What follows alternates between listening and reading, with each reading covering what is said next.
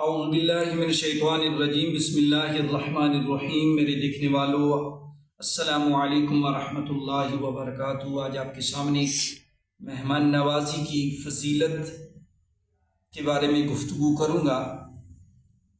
مہمان کی عزت و تکریم شروع سے مہذب قوموں کا شعار رہا ہے۔ دنیا کی ہر قوم مہمان کی عزت و تکریم کو خود اپنی عزت و تکریم اور مہمان کی ذلت اور توہین کو خود اپنی ذلت اور توہین سمجھتی تھی۔ دنیا کے ہر کونے میں مہمان کا استقبال کرنا، اسے خوش آمدید کہنا اور اس کی خاطر مدارات کرنا اس کا حق سمجھتا ہے۔ لیکن اسلام نے مہمان کی خاطر تواضع اور عزت و تکریم کا جو خوبصورت اصول اور آداب بتائے ہیں وہ مثالی ہیں۔ اسلام مہمان نوازی کو کتنی اہمیت اور کتنی عزت و تکریم دیتا ہے اس کا اندازہ اس بات سے لگائیں کہ مہمان کی عزت و تکریم کا تقابل میزبان کی ایمان جیسی عظیم دولت سے کیا ہے۔ رسول اللہ صلی اللہ علیہ وآلہ وسلم نے فرمایا، من کان یؤمن باللہ والیوم الآخر فلیکرم ضیفہ، جو اللہ اور یوم آخرت پر ایمان رکھتا ہے اسے مہمان کی عزت و تکریم کرنی چاہیے۔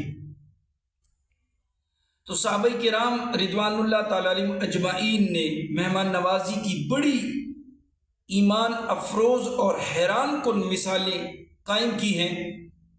ایک مثال آپ بھی ملاحظہ فرمائیں۔ ایک دفعہ ایک شخص نے مسجد نبوی شریف میں رسول اللہ صلی اللہ علیہ وآلہ وسلم کی بارگاہ میں عرض کی کہ یا رسول اللہ میں بھوکا ہوں۔ تو حضور نے ازواج مطہرات سے پوچھا تو انہوں نے بتایا کہ گھر میں کھانے کی کوئی چیز نہیں ہے۔ آپ صحابہ کرام رضوان اللہ تعالی علیہم اجمعین کی طرف متوجہ اور فرمایا کہ کوئی شخص ایسا ہے جو آج رات اس مہمان کی میزبانی کرے، اللہ تعالیٰ اس پر رحم فرمائے۔ ابو طلحہ انصاری رضی اللہ تعالیٰ عنہ نے عرض کی کہ انا یا رسول اللہ صلی اللہ علیہ وآلہ وسلم، یہ سعادت میں حاصل کروں گا، یہ اللہ کے رسول صلی اللہ علیہ وآلہ وسلم۔ وہ اس اجنبی کو اپنے ساتھ گھر لے گئے اور اپنی بیوی سے کہا کہ ضیف رسول اللہ صلی اللہ علیہ وآلہ وسلم، یہ اللہ کے رسول کا مہمان ہے، اس کی خدمت میں بخل نہ کرنا اور کوئی چیز اس سے بچا کر نہ رکھنا۔ سعادت مند خاتون نے کہا کہ واللہ ما عندی، بخدا میرے پاس تو بچوں کے کھانے کے سوا کچھ نہیں۔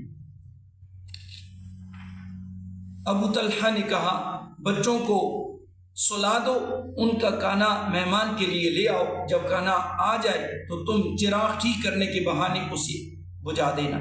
جب کھانا تیار ہو گیا تو بیوی نے بچوں کو سلا دیا، کھانا دسترخوان پر رکھ دیا گیا تو وہ نیک بخت خاتون اٹھی اور اس نے اپنے سرتاج کی ہدایت کے مطابق ٹھیک کرنے کے بجائے بہانے وہ چراغ جو تھا وہ بجھا دیا۔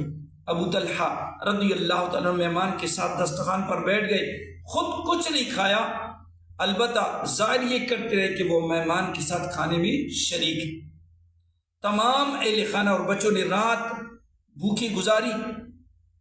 صبح جب نبی کریم صلی اللہ علیہ وسلم کی بارگاہ میں پیش ہوئے تو آپ نے ارشاد فرمایا، لقد اعجب اللہ او ضحک من فلان و فلانۃ، فلاں شخص اور اس کی بیوی نے جو کام کیا ہے اللہ تعالیٰ نے اسے بہت پسند فرمایا۔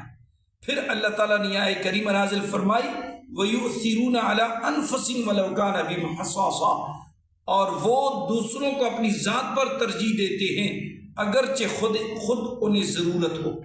تو آپ دیکھیں صحابہ کرام کی شان کہ جو چیز خود ضرورت تھی، کھانا بچوں کی ضرورت تھی، لیکن انہوں نے اپنی ذات پر دوسروں کو ترجیح دی، مہمان کو ترجیح دی اور اپنی پوری رات وہ بھوکی گزاری۔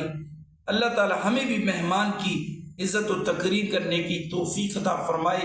وآخر دعوانا ان الحمد للہ رب العالمین۔